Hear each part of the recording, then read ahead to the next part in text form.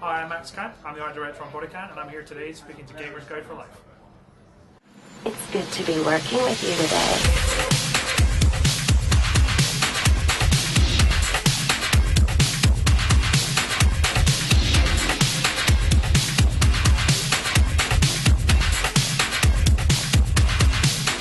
Yeah, so Bodycount really, it's like a fun, fast-paced action shooter where really like the most important thing is just like having fun with a gun. It's all about falling in love with the firepower of the weapons and really not delivering this sort of hyper-real, hyper-gritty, grey world. It really is. It's a comic-influenced world where destruction and the excitement of just being traveling around the world and just carrying through all these really high-fidelity, comic-influenced, colourful worlds it's supposed to be like a fun, it's more uplifting experience, very arcade-centric game. It's definitely got some classic gameplay values in it as well. You play as an operative, like a combat adept who's been recruited by this organisation called Network, and they're sort of heroic sort of American-styled independent organisation that goes into war zones and stuff in the world, and nobody else would dream of touching because they're just too hot. And you're resolving these conflicts often, mostly, in fact, by killing people. So in the course of doing this, you begin to uncover the fact that a lot of these war zones and stuff have sort of come into conflict with each other because of the puppeteering and manipulations of another clandestine organisation that becomes revealed later on as the target, and then your sort of main story arc is all about taking them on and making sure that their dark dystopian version of the world is never allowed to come to fruition. And you're art director on the game, so sort of what sort of you talk about the chaos. I mean, what inspirations have you taken to sort of? Well, I mean, the most important thing for us was we started off wanting to do something different, and the decision to not base it on a very realistic situation or real world conflict meant that we could take quite a lot of sort of creative liberties with it. So it was very important for me that we had a game that looked like it was an artist crafted sort of environment. I didn't want to just do a grey world with photographic textures taken off the internet and stuck on stock vehicles and stuff. I wanted it to look like everything had been made by a person that really cared about what they were doing. It's a big important thing for me as well to make sure that kind of beat the thing where I read once in an article that somebody said that no concept art ever looks like the final game, so I kind of took that as a bit of a personal thing to do the opposite. So this is a game that looks like the concept art. It's important for me. Today we've seen Asian level, sort of with the Asian style huts, and then we've also seen like a dilapidated and kind of dusty setting previously, and we've also seen like future complexes, and so it seems to be quite a wide variety of environments. Yeah. Was that an active choice, and is there like a reason for? I mean, a plot reason? Yeah, definitely. We set out to. We wanted to deliver as wide a variety as possible. So you won't play one stage in a gritty, dirty, dusty Afghanistan village and then go to the country next door and play something in a slightly less dusty, slightly different village. What we're doing is we're selling unique, characterful stages that have a narrative that sort of justifies the sense of them. So the stuff that you'll see earlier are the African stages, and there are multiple stages in Africa that have, each one has its own colour palette, which is unique and a different backstory. So one minute you'll be in an old colonial city, and the next minute you'll be in some sort of pirate enclave out on the coast that's surrounded by burning wrecked cargo ships, Western cargo ships. Then you're off into a different one, but every time it's changing.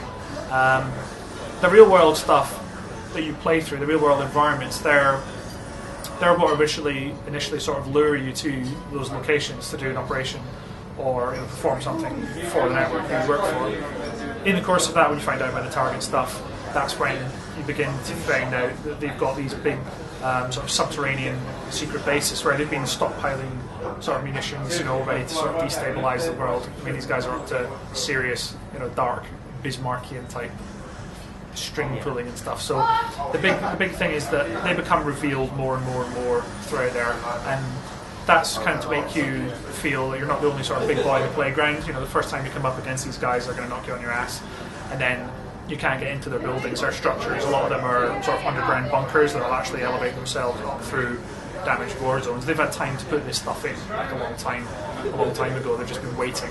It's quite ominous, scary threat. So they're like puppet masters. And so that's quite a good way of keeping the levels fresh, I guess, for the gamer. And do you have any big set pieces, or do you have any like maybe vehicle segments at all? That we're not doing vehicular stuff. The main focus for everything in the game is just the experience of shooting the gun. It's all about the empowerment of the gun. So we made a tactical decision very early on to use all the processing power of the machines to really sort of enrich the first-person experience. So in the same way that, you know, a real-world military situation, if it was a real-world game, you know, people would go and drive cars and stuff and pick up ammunition in games that say that they're trying to sell a real experience, but it's not often you would see a soldier run across the street and pick up a stranger's ammunition clip or get in a car and drive it. So we thought, right, no, we're going to do it all about how much fun can I have with this gun and how much can I destroy the things in front of me. So it's a very sort of bull in a china shop oriented game where, yeah, you just want to destroy high fidelity destruction on a personal scale.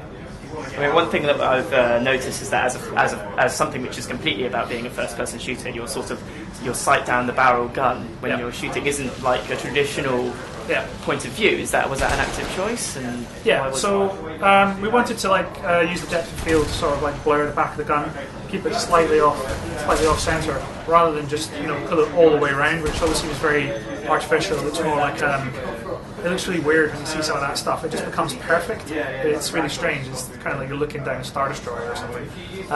So if I have a gun up here in my line of sight, a lot of the gun is off to the right of me.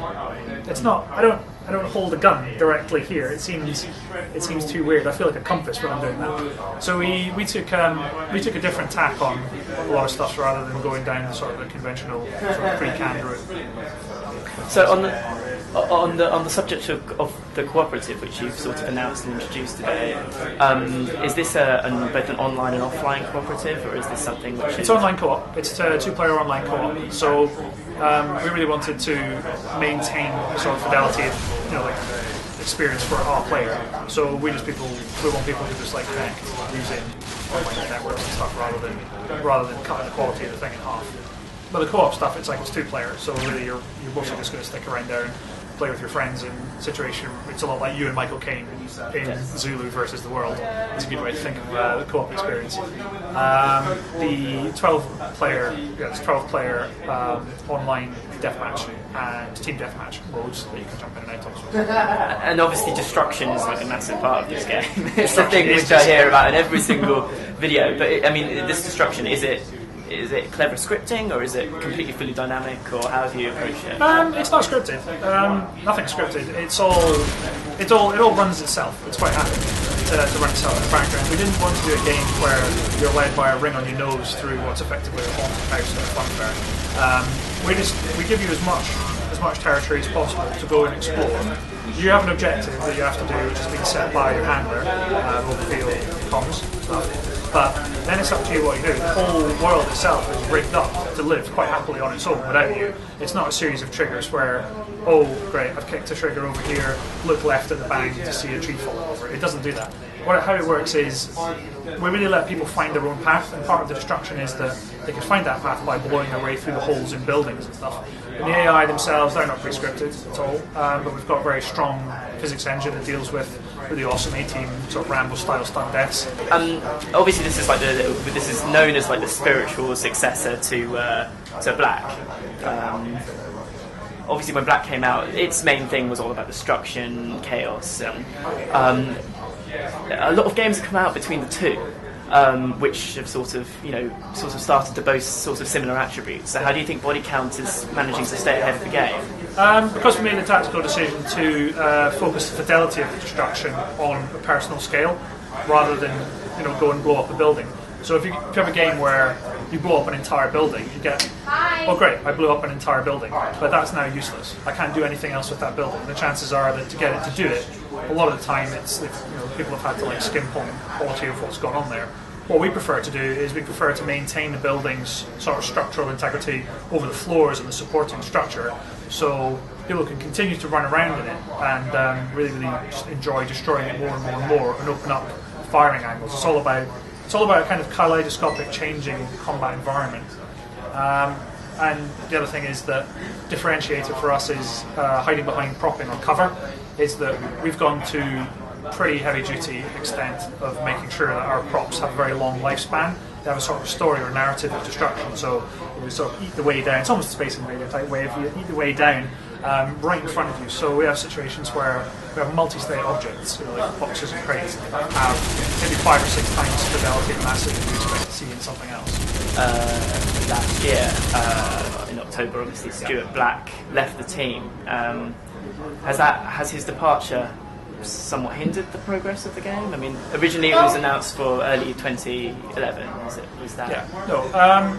No, I didn't. I mean, the work that we did together with Stuart was pre-E3 last year, and what we were showing at E3 was really us stake in the sand. This is what we're going to deliver to you, and really the whole team worked, very sort of strong direction on delivering what we were originally going to set out. So we didn't really reinvent the wheel or anything, and massed it out to 14 stages now across all of the different zones, and delivered on things. If anything, we added some stuff. So we've got like more incentivization for the player to continue sort of like killing people in more elaborate ways. We have like additional reward mechanics in the OSB, the support stuff that you can call in. So not really, no. Is the team still in contact with Stuart, as he was the creative director? Yeah, folk mail him a couple of times. I walked past him in the street the other month. It was quite funny. Kind of walked around the corner and gave each other a flamboyant hello, but definitely wish him all the best for the stuff that he's doing with City Interactive. I'm sure it'll be cool.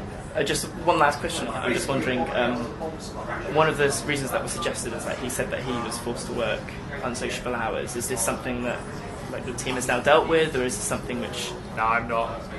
It's like, I don't know if that's something that Stu said. That's between Stu and the general media. That's not. Last few questions. Can we expect, these are the questions for every game now, but can we expect any 3D support, move support, or connect support with any of Bodycount? No, we're pure arcade style shooter. Yeah, we're pure. And what about any post-release support? Any downloadable content or anything like that? Not that we're planning at the moment. We're aiming for a September 2nd release with game as it is in box. Yes. And obviously, I'm sure you hope this, but do you think this is an IP that's here to stay? Can we expect a Bodycount 2, maybe? Obviously, I hope that. No, I don't know. It's I've got a lot of ideas I would like to put in another one, or something very similar. Or there's a lot of mileage in this style of gameplay, and I think the fact that there is an awareness now that a lot of first-person shooters they're just stuck in the competition to try and outdo each other on the same terms. Everything's grey, everything's high contrast, black and white, everything's a little bit too serious now, it's a little bit tiring, just stuck on rails being led through things. I think I'd love to make another one, personally, but as I say, there's no confirmed plans for those stuff. It's all hands have been focused on this one. Okay, brilliant. We've just got a few quick fire questions from comments. It's just 3 or 4. So firstly, somebody asked, one of our readers asked, why is the multiplayer limited to 12 players? I mean, was that a conscious decision? I mean, why have you done that 8 versus 8? That's just logistically as many people as you can get with a massively destroyable environment. You can play multiplayer games that have a larger number of people, but the environments will do less. So we really wanted to push the numbers up as high as possible and give the people a large enough arena but maintain that destruction. And in a lot of ways that we've actually got higher levels of destruction in co-op and in multiplayer. And the next question was, is this going to get a PC release? There are no plans at the moment to do a PC SKU.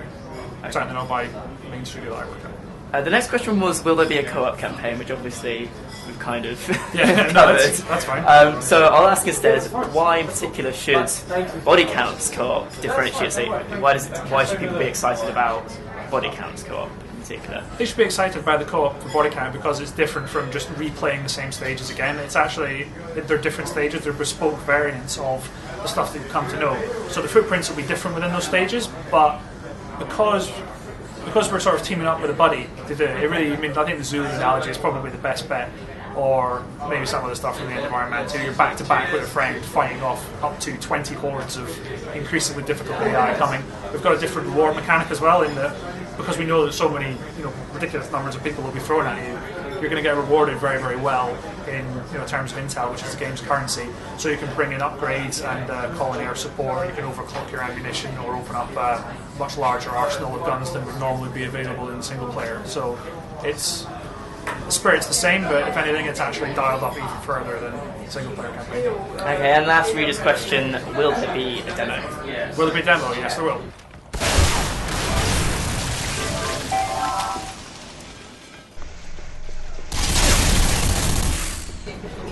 So if you want to fall in love with firepower and get the real enjoyment of shooting a gun in a world where it can destroy pretty much everything and everybody, buy Bodycount.